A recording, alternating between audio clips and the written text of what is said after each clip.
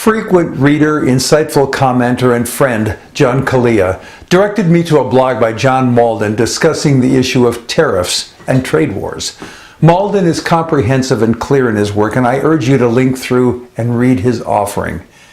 I was at one time an undergraduate econ major, and I recall clearly a lecture by my professor, Dr. George Thatcher, at Miami University. He talked about tariffs in great detail and showed how counterproductive they are. He was far too much the gentleman to use the word idiotic to describe them, but that word comes to mind as I conjure his clarity of description. He convinced me then of the certain backfire of tariffs, and I've seen nothing in the intervening decades to change my mind. Malden is spot on, especially as he invokes the obvious, now called game theory, in which other countries will not sit idle as we attempt to stack the deck in favor of the U.S. Other countries will adjust and act in their own best interests. Tariffs will backfire and hurt us greatly. The Trump administration is focused on two and only two objectives. The first and most important is that everything is entirely about Trump getting continuous applause and accolades in his reality TV show administration.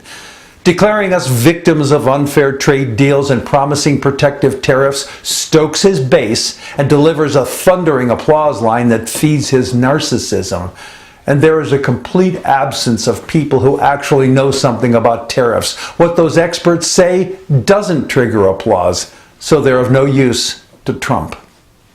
The second objective is driven by Steve Bannon, who proudly proclaims that he wants to bring the establishment crashing down.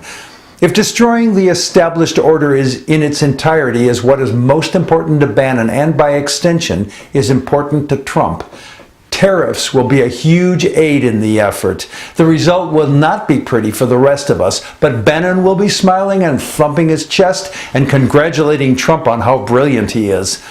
I'm not sure, though, that even the America Firsters will be thumping their chests when we see hundreds of thousands of jobs disappear and former international friends being not at all friendly to us. For now, pity General Kelly, who has taken a job where internecine warfare in the White House is the norm. Sadly, I think the likelihood of his success at establishing order and, in the present context, preventing worldwide disorder by means of tariffs is next to non-existent. Kelly and the nation deserve better. And another thing.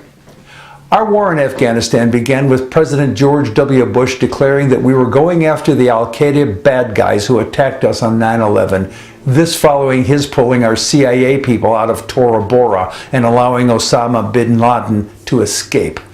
One would think then that once al-Qaeda had been essentially eliminated that we'd bring our troops home.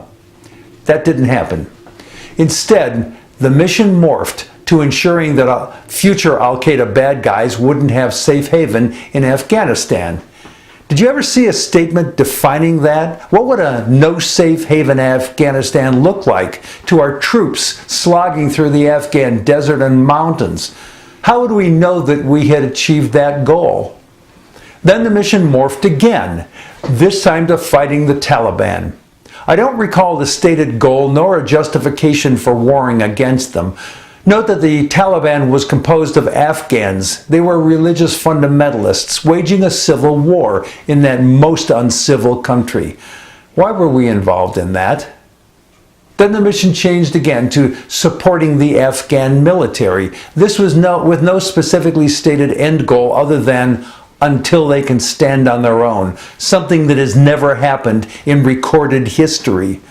How will we know when that has happened?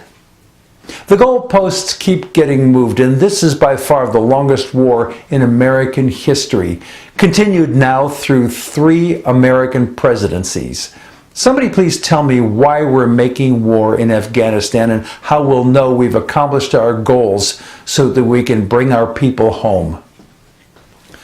Finally, Senator Jeff Flake, Republican of Arizona, published a stunning article in Politico entitled, "My Party is in Denial About Donald Trump." It is a call to courage and action, and I urge you to read it, keeping in mind that this was penned by a Republican from a very red state. I'm Jack Altshuler.